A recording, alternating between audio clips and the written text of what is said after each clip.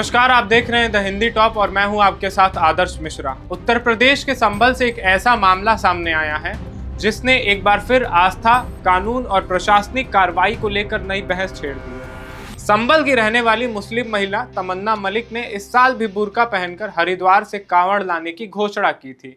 जैसे ही ये जानकारी सामने आई, पूरे इलाके में इसकी चर्चा शुरू हो गई। सोशल मीडिया पर भी इस मुद्दे को लेकर अलग अलग तरीके की प्रतिक्रियाएं आने लगी। किसी ने इसे धार्मिक स्वतंत्रता और व्यक्तिगत आस्था का विषय बताया, तो किसी ने इसे कानून व्यवस्था और सामाजिक सौहार्द से जोड़कर देखा। मामला बढ़ता देख प्रशासन भी पूरी तरीके से सतर्क हो गया। शांति व्यवस्था भंग होने की आशंका को देखते हुए संभल की एसडीएम कोर्ट ने तमन्ना मलिक और उनके पति अमन त्यागी के खिलाफ कारण बताओ नोटिस जारी कर दिया। कोर्ट ने दोनों को व्यक्तिगत रूप से उपस्थित होकर अपना पक्ष रखने का आदेश दिया है।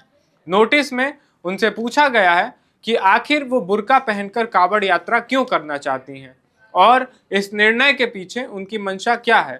कोर्ट का कहना है कि यदि किसी कार्यक्रम से कानून व्यवस्था प्रभावित होने की संभावना बनती है तो प्रशासन को पहले से जरूरी कदम उठाने का अधिकार और जिम्मेदारी दोनों होती है। प्रशासन ने केवल नोटिस जारी करने तक ही खुद को सीमित नहीं रखा, बल्कि एहतियाती कार्रवाई करते हुए तमन्ना मलिक और उनके पति अमन त्यागी को 6 महीने के लिए 20-20 हजार रुपए के निजी मुचलके पर भी पाबंद कर दिया है। यानी दोनों को ये सुनिश्चित करना होगा कि उनके किसी भी कदम से सार्वजनिक शांति भंग ना हो। यदि ऐसा होता है तो प्रशासन आगे कानूनी कार्रवाई भी कर सकता है। अधिकारियों का कहना है कि उनका उद्देश्य किसी की धार्मिक भावना को ठेस पहुंचाना नहीं है, बल्कि केवल कानून व्यवस्था बनाए रखना है। जानकारी के मुताबिक तमन्ना मलिक मंगलवार को हरिद्वार के लिए रवाना होने वाली थी, जहां से वो पवित्र गंगा जल लेकर अपनी कांवड़ यात्रा शुरू करने की तैयारी में थी। लेकिन यात्रा शुरू होने से पहले ही एसडीएम कोर्ट का नोटिस जारी हो गया, जिसके बाद अब उन्हें पहले कोर्ट में उपस्थित होकर अपना स्पष्टीकरण देना होगा। यानी फिलहाल उनकी प्रस्तावित कांवड़ यात्रा पर प्रशासनिक प्रक्रिया का असर पड़ता दिखाई दे रहा है। दरअसल ये पहली बार नहीं है जब तमन्ना मलिक कांवड़ यात्रा को लेकर चर्चा में आई। पिछले वर्ष भी उन्होंने हरिद्वार जाकर कांवड़ यात्रा की थी। जानकारी के अनुसार 10 फरवरी को वो हरिद्वार पहुंची, हर की पैड़ी से पवित्र गंगा जल भरा और लगभग 5 दिन तक पैदल यात्रा करने के बाद महाशिवरात्रि के अवसर पर संभल के प्राचीन क्षेमनाथ तीर्थ मंदिर पहुंचकर भगवान शिव का जलाभिषेक किया था।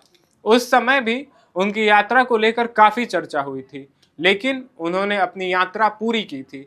अब तमन्ना का कहना है कि हिंदू धार्मिक मान्यताओं के अनुसार कांवड़ का जोड़ा पूरा करना शुभ माना जाता है। उनका दावा है कि उन्होंने पिछले साल भी कांवड़ यात्रा पूरी की थी और अब उसी धार्मिक परंपरा को निभाने के लिए दूसरी बार भी हरिद्वार से गंगा जल लाना चाहती हैं। उनका ये भी कहना है कि उनकी भावना पूरी तरीके से धार्मिक है और इसका किसी प्रकार की राजनीति, प्रचार या विवाद से कोई संबंध नहीं है।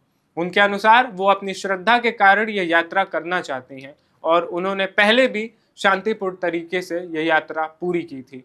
हालांकि प्रशासन का पक्ष इससे अलग दिखाई देता है। अधिकारियों का कहना है कि किसी भी नागरिक को अपनी धार्मिक आस्था रखने का अधिकार है, लेकिन यदि किसी आयोजन, बयान या सार्वजनिक गतिविधि से तनाव या विवाद की आशंका पैदा होती है तो प्रशासन को पहले से सतर्क रहना पड़ता है। संभल जैसे संवेदनशील जिले में छोटी सी घटना भी बड़ा रूप ले सकती है, इसलिए प्रशासन कोई जोखिम नहीं लेना चाहता।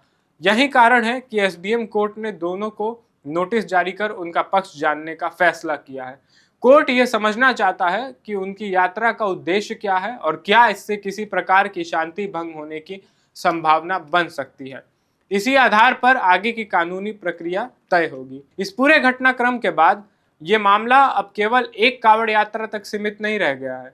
यह प्रशासनिक सतर्कता, धार्मिक स्वतंत्रता और कानून व्यवस्था के बीच संतुलन बनाने का विषय भी बन गया है। एक तरफ तमन्ना मलिक अपनी धार्मिक आस्था और पिछले वर्ष की यात्रा का हवाला देकर इस बार भी कांवड़ लाने की बात कर रही हैं, तो दूसरी तरफ प्रशासन किसी भी संभावित विवाद से पहले ही स्थिति को नियंत्रित रखना चाहता है। अब सबकी नज़र इस बात पर टिकी है कि तमन्ना मलिक और उनके पति अमन त्यागी एसडीएम कोर्ट में क्या जवाब देते हैं। कोर्ट उनके स्पष्टीकरण को किस तरीके से देखता है और प्रशासन आगे क्या फैसला लेता है।